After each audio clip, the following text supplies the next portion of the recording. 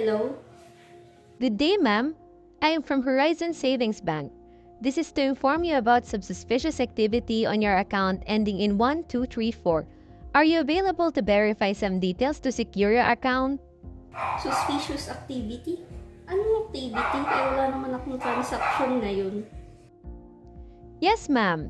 We noticed multiple failed login attempts and a large pending transaction to an unknown recipient. To prevent unauthorized access, we need to verify your identity. Are you available? Yes, I'm available. Ano po bang kailangan kong gawin? Thank you for your cooperation. Could you confirm your account number and provide the 6-digit OTP we'll send to your registered mobile number? Let me check. Wait, Naz, ano yan?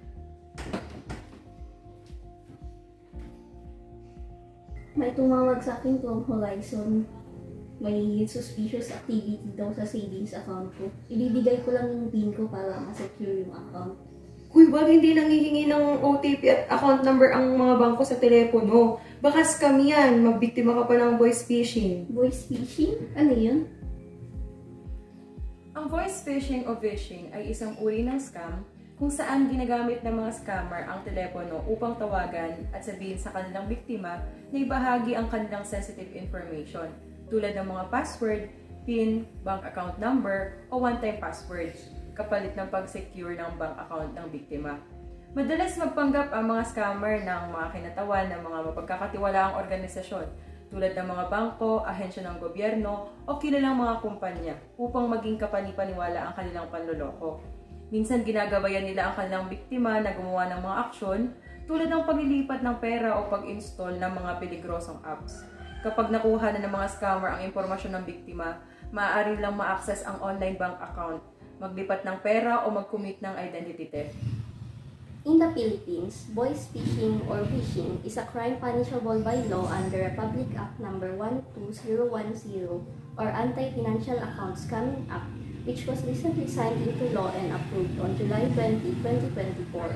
Bukod pa doon, nilalabag din ito ang mga batas na Access Devices Regulation Act of 1998 at Data Privacy Act of 2012. Itong Access Devices Regulation Act at Data Privacy Act ay related doon sa batas natin na Republic Act No. 10175, also known as Cybercrime Prevention Act of 2012.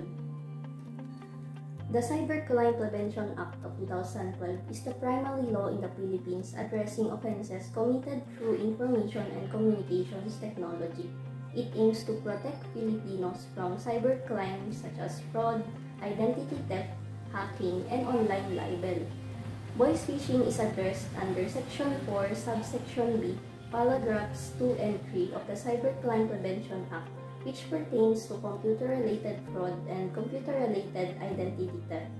Maaaring makulong ng 6 hanggang 12 taon ang lalabag sa mga batas na ito, kabilang na ang pagbabayad ng kaukulang danyos for damages. Kaya dapat palagi tayong maging maingat.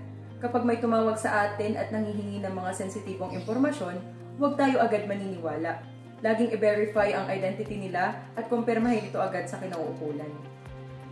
Wait, sino ka nga ulit? At bakit kailangan mo OTP ko? Ma'am, I understand your hesitation, but this is a matter of urgency. If you don't secure your account now, you might lose your funds. Ibaba mo na yan. Tawagan mo lang yung bangko para ma-confirm. I'm sorry, pero confirm ko muna to sa Horizon Savings Bank. Hay nako! Malala na talaga mga scammers ngayon. Pati yung mga professional, nagagaya na nila. Oo, kaka-stress. Sana maiwasan na yung mga ganitong cases. Thank you ulit ha. No problem. Basta, wag mo ibibigay yung bank details mo sa kahit sino, lalo na yung OTP at password. At marami na kasi silang mga modus ngayon, kaya dapat aware ka. Mahirap na talaga buhay ngayon. True, kaya dapat maging maingat tayo, lalo na sa mga scammers na yan. Tara, mag-meeting na nga lang tayo. Tara!